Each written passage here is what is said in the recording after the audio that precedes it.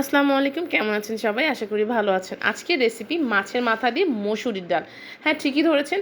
মুগ ডাল দিয়ে তো মুড়িঘণ্ট খেয়েছেন, মসুরের ডাল দিয়ে আমি মনে করি অনেকেই খাননি। যাই হোক, একবার হলে ট্রাই করবেন। আমার বাসায় মাছের মাথা সবজি দিয়ে অথবা ভুনা কেউ খেতে চায় না, তাই জন্য আমি সবসময় মাছের মাথা এভাবে ডাল দিয়ে রান্না করে থাকি।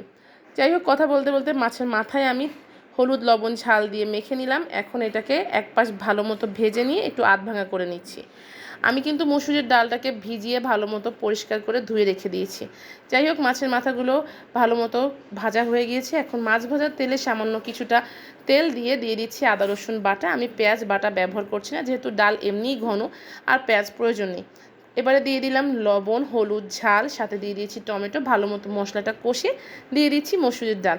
মসুরের ডালটা আমি ভালো মতো 2-3 মিনিট কষিয়ে নেব। কষিয়ে নেওয়ার পরে যখন তেল উঠে যাবে দিয়ে দিচ্ছি গরম পানি। গরম পানিটা দিলে এতে ডালটা খুব দ্রুতই সিদ্ধ হয়ে যাবে আর আস্তে আস্তে থাকবে, যেহেতু তাড়াতাড়ি সিদ্ধ হচ্ছে। যাই হোক, এখানে আমার মসুরের ডালটা ভালো মতো সিদ্ধ হয়ে গিয়েছে, দেখছেন একটু আস্তে আস্তে আছে। এখন আমি দিয়ে দিচ্ছি সেই আধ ভাঙা করে রাখা কাতলা মাছের মাথাটা।